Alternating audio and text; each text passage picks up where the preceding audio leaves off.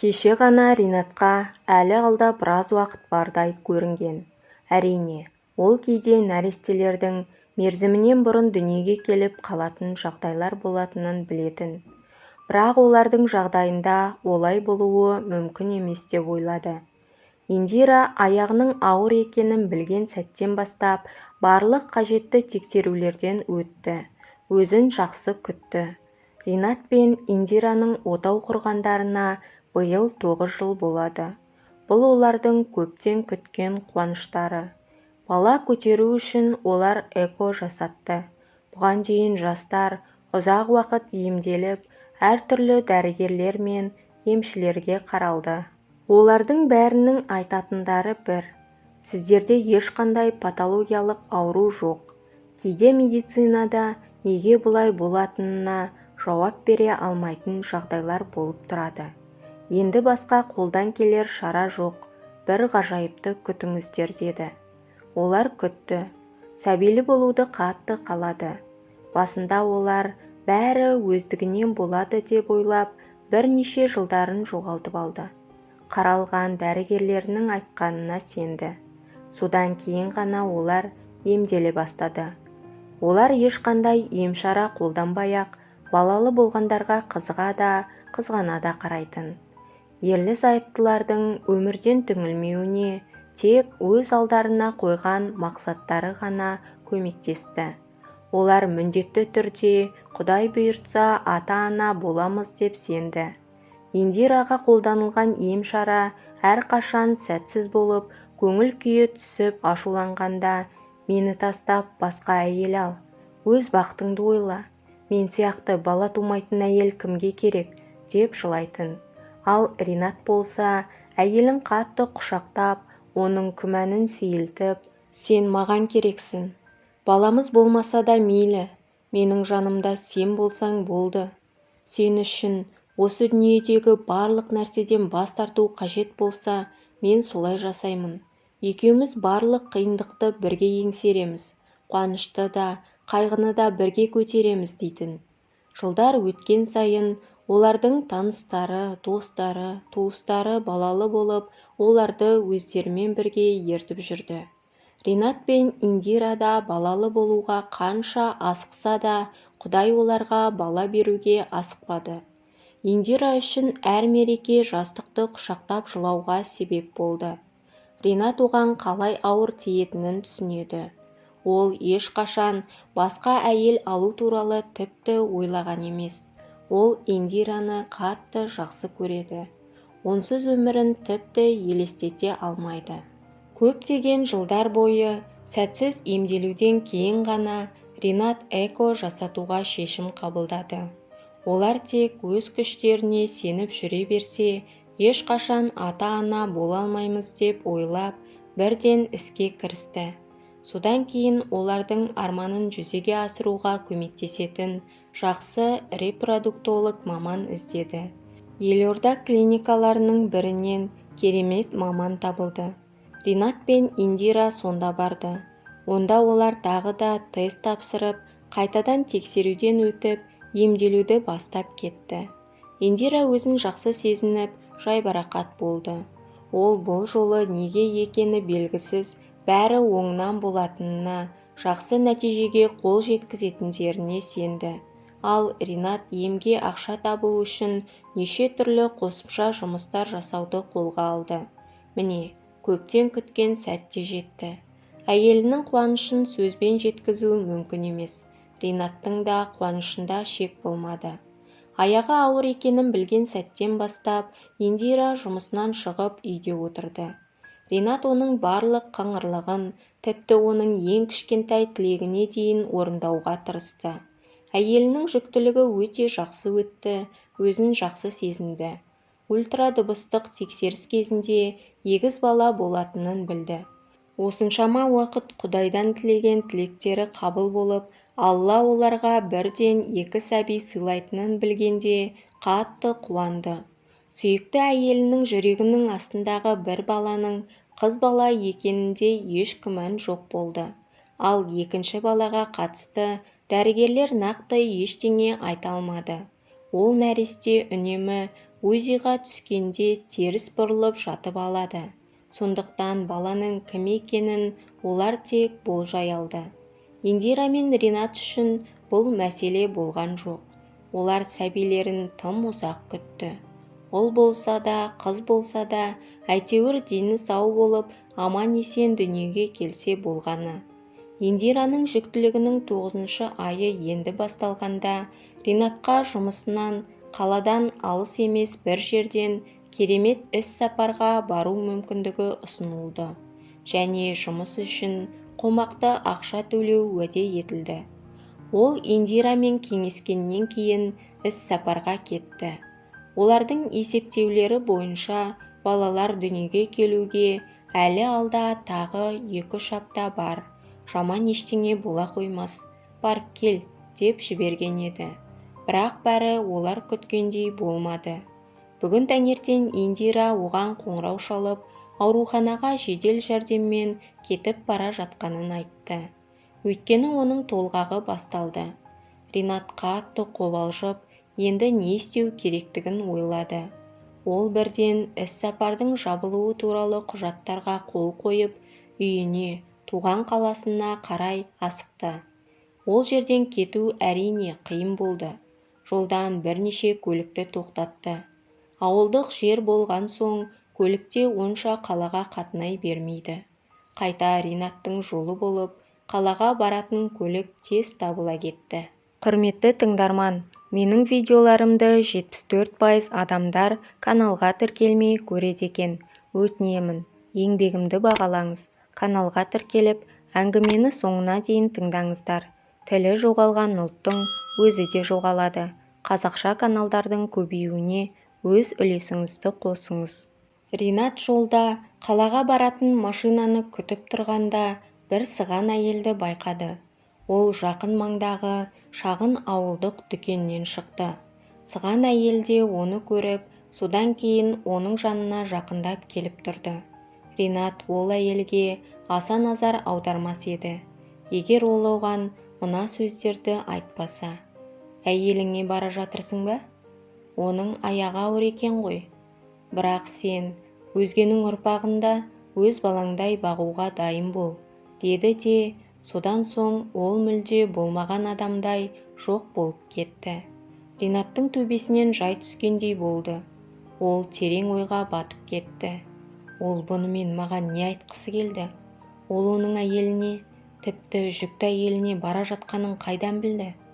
Неліктен ол оны тоқтатып бәрін дұрыстап сұрап алмады? Ринат ойланып тұрғанда, сыған әйелдің қайда кеткенін байқамай қалды. Бұл біртүрлі әйелдің айтқаны нені білдіреді? Біреудің ұрпағы дегені несі? Ол Индираның ішіндегі балалардың өз балалары екенін біледі. Олар эко жасағанда барлық емшарадан бірге өткен. Ринаттың іші отқа оранды. Ол шынымен де не біледі? Ол әйелінің құрсағына эмбриондарды салғанын біледі. Бірақ бұл эмбриондардың нақты қандай жолмен пайда болғанын ол тек болжай алды. Индира оны алдады ма? Мүмкін тексеруден өткен кезде менің бедеу екенім анықталып, Индира дәрігерлерден биоматериалдарды ауыстыруды сұраған болар. Иә, неге болмасқа? Ол қандай жағдай болса да, әйелінің кез келген шешімін қабылдайтын еді. Бірақ өзін алдағанға ешқашан көндіге алмайды. Бейтаныс сыған әйелдің сөзіне сеніп, әйелінен күмәнданғаны дұрыс па? Бірақ ол сыған әйелдің сөздеріне сенбейін десе де болар емес. Ол оның әйелінің жүкті екенін қайдан біледі? Ринат солай жол жиегінде терең ойға батып ойланып тұрғанда, оның жанына жүк көлігі келіп тоқтады. Ринат жүргізушіге баратын жерін атады. Ол жол бойы терең ойлар құрсауынан шыға алмады. Енді ол сыған әйелдің сөздерін естігеніне өкінді. Бұл туралы мүлдем білмегені жақсы болар еді. Қазір ғана оған әйелін босандыру залына ауыстырғаны туралы хабарлама келді. Енді олар ата-ана атанады. Кеше ғана бұл жағдай Ринатқа қуаныш сезімін сыйлаған. Балаларымен аман-есен кездесуді қатты күтті. Ал қазір оның ойында бір күмән бар. Ринат перзентханаға жеткенде ол Индирадан бұл туралы қалай сұрайды? Индира сүп-сүйкімді 2 қыз баланы дүниеге әкелді. Олар оны жеке отбасылық палатада күтті. Ринат қолына гүл алып, дәрігерлерге сый-сияпатын алып барды. Ол сол күні бақытты әйелінің жүзін көріп, одан сыған әйел айтқан нәрсе туралы сұрай алмады. Алайда келесі күні де, одан кейінгі күні де оны сұрауға батылы жетпеді. 2 қыздың сүп-сүйкімді болғаны соншалық, Ринат оларды басқа біреудің балалары болуы мүмкін екенін ойлаған сайын жүрегі қақ айырылып кете жаздайды. Олар шынымен де оған бөтен бе? Екеуі де? Әлде сыған әйел біреуі ғана деді ме? Ол өзін ақымақ адамдай сезінді. Өзін қоярға жер таба алмады. Содан соң әйелі Индира да оған біртүрлі қарайтын сияқты. Әлде оған солай көрініп жүр ме? Әйелін перзентханадан шығаратын күні Индира оған қоңырау шалып, одан ертерек келуін өтінді. Маңызды әңгіме бар, деді ол. Бұл сөзді естігенде Ринаттың жүрегі шым ете қалды.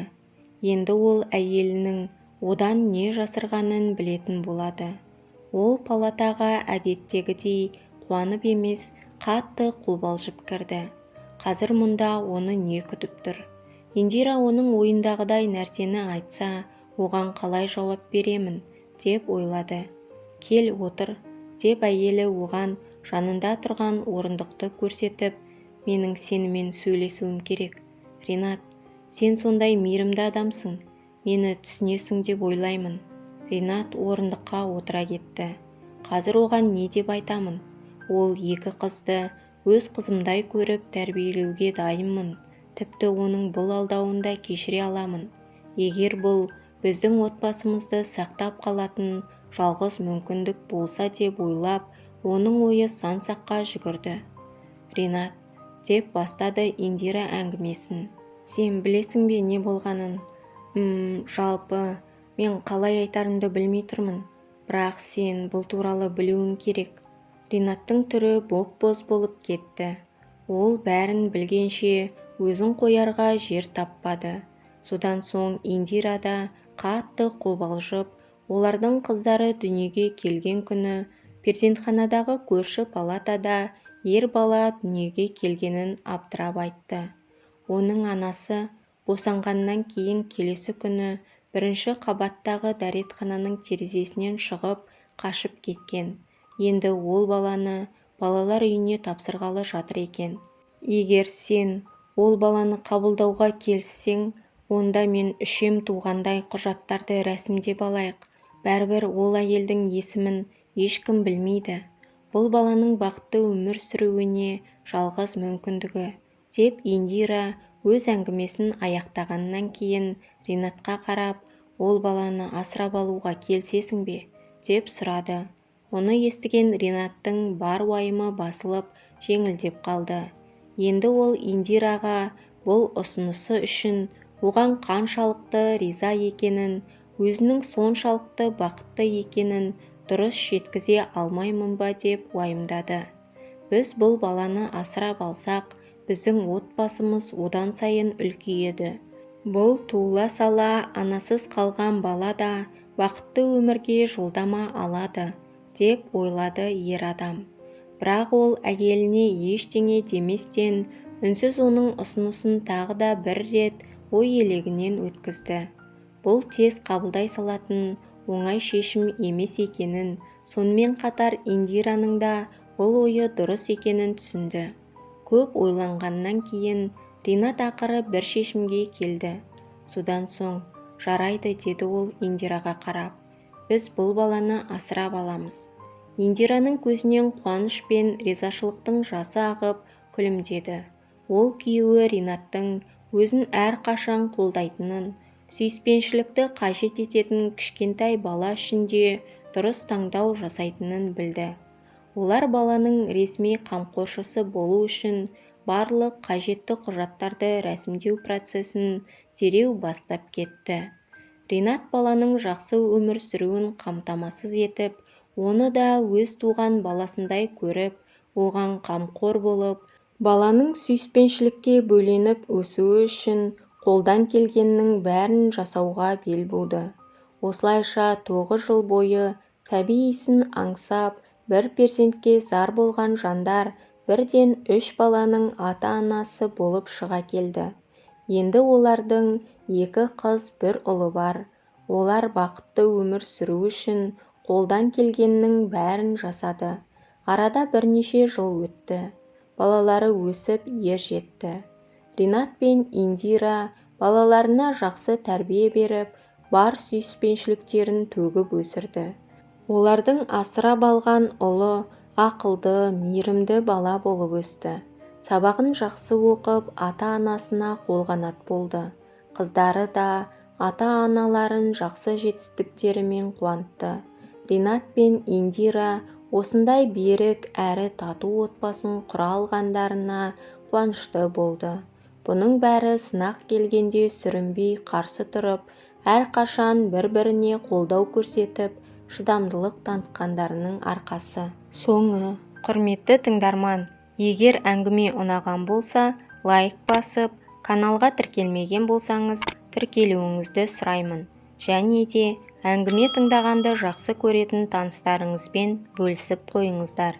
Мені қолдайтын әр оқырманыма мың алғыс.